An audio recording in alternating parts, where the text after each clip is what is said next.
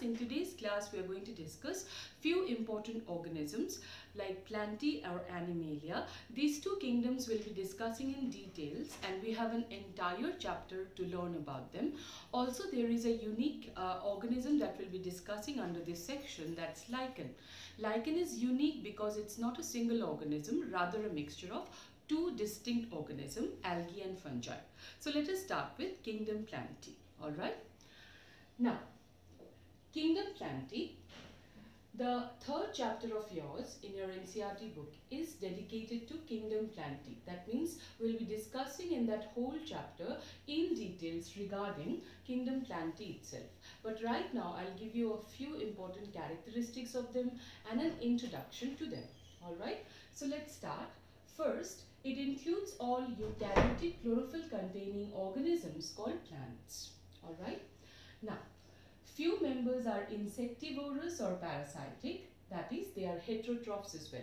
See, mostly we know that plants are autotrophs, they can photosynthesize and manufacture their own food, isn't it? But then there are exceptions to every rule in biology. So that's why also under Plantae there are few members who are heterotrophs.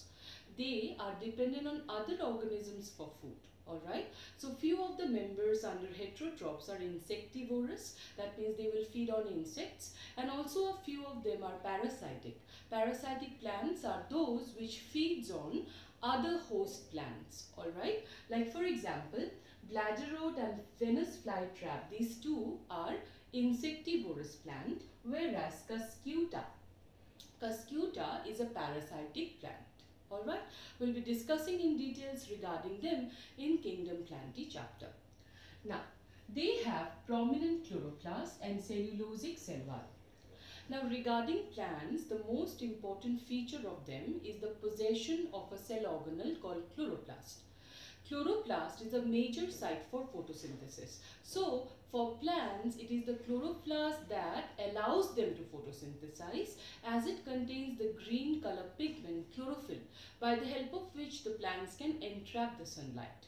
Alright, the process then begins. The photosynthetic process will only begin by entrapment of sunlight, and that will be possible due to chlorophyll present in the chloroplast. So, chloroplast is a very important feature of the plant. Likewise, the cell wall is going to be present in all the members of Plantae, and the chief material that makes up the cell wall is cellulose. Actually, the cell wall is made up of cellulose, hemicellulose and pectin, but the chief component being cellulose, we call it cellulosic cell wall. Alright. Now, Plantae includes 5 different categories, okay? Starting with algae, that's the most primitive, and eventually as we move towards angiosperms, we keep on getting advanced, we keep on moving towards more advanced forms like algae, bryophyte, pteridophyte, gymnosperms and angiosperms, where algae being the most primitive, angiosperms or flowering plants being the most advanced species of plants. Alright, so do remember this sequence as well. Algae, then bryophytes, then pteridophytes, then gymnosperm, and then finally angiosperm. Alright, as per evolutionary studies, we have seen that this will move from primitive towards advanced features. Alright, now life cycle of all plants shows 2 distinct phases: diploid sporophytic phase and haploid gametophytic phase. Okay, so in the entire life cycle of all types of plants, be it algae or angiosperm, be it primitive, be it advanced, all plants shows 2 phases in their life cycle. One is a diploid plant body, or a diploid phase, we call it sporophytic phase, and a haploid phase, okay, that is called gametophytic phase. In the sporophytic phase, the plant body will consist of diploid cells, whereas in the gametophytic phase, the plant body will consist of haploid phase. And the most important thing is that these two phases will keep on alternating to one another. Means if now the plant is showing sporophytic phase, the next phase has to be gametophytic, and after gametophytic it has to be again sporophytic, has to return. So it's going to be showing alternation of generation. We call it alternation of generation. Alright. Now, the length of the haploid and diploid phase vary among different groups. Not only that, the length, or even you can say whether which plant, whether a sporophytic plant body is independent or gametophytic plant body is independent, even that will keep varying from one group to another. Alright. And so finally, they exhibit alternation of generation. It's a very, very important feature of the plants, that in the plants, be it algae or bryophyte or pteridophyte, gymnosperm or angiosperm, they would always show sporophytic phase and gametophytic phase, which will alternate among each other, showing alternation of generation. Alright, so this much is the introduction to kingdom Plantae. Next, in the next chapter, after biological classification, we'll be anyway starting with kingdom Plantae in details. Alright, now let's move on to kingdom Animalia. Now, kingdom Animalia also will be discussed in much more of details under zoology, where the chapter is kingdom Animalia. Okay, there itself you will be learning about it in details, but here I'll give you a brief introduction about it. So it basically consists of, it includes heterotrophic eukaryotic organisms. Animals are known for heterotrophic mode of nutrition. So all members are strictly heterotrophic. They are multicellular and lack cell wall.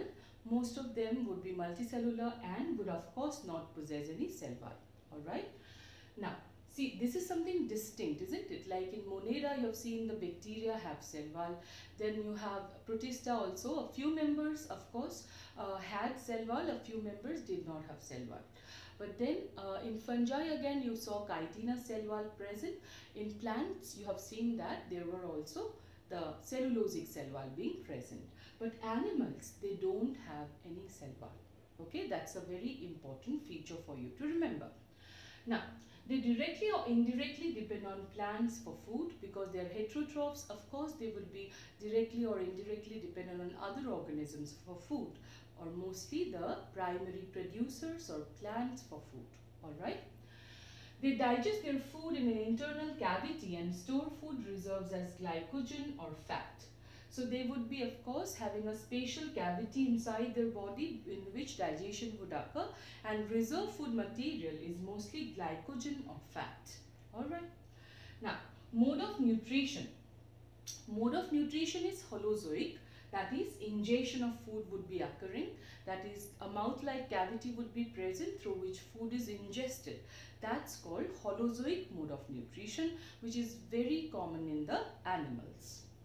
Now, they have definitive growth pattern, and when they finally become adults, they would possess a definite size and shape. Like plants, they will keep on growing indefinitely throughout their life. For animals, it's not so. They will have a specific shape and only a specific pattern of growth or specific size. Okay. Further to that, they would not grow.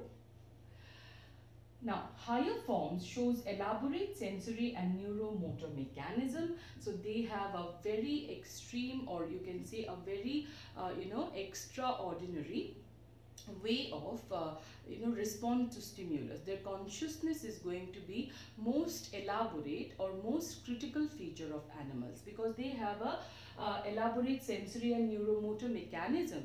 That's why they would show the most extraordinary response to stimulus. Finally, most of them would possess locomotion. Of course, most animals are known for their motility. They can move from one place to another.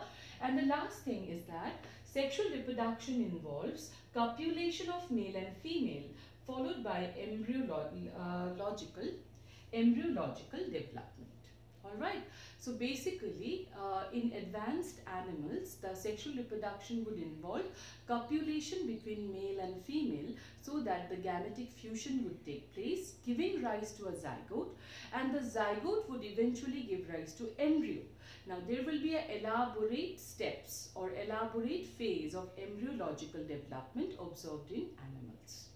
Alright, so this being just the basic feature of animals, of course you will know much more in details about them in Kingdom Animalia chapter. Alright.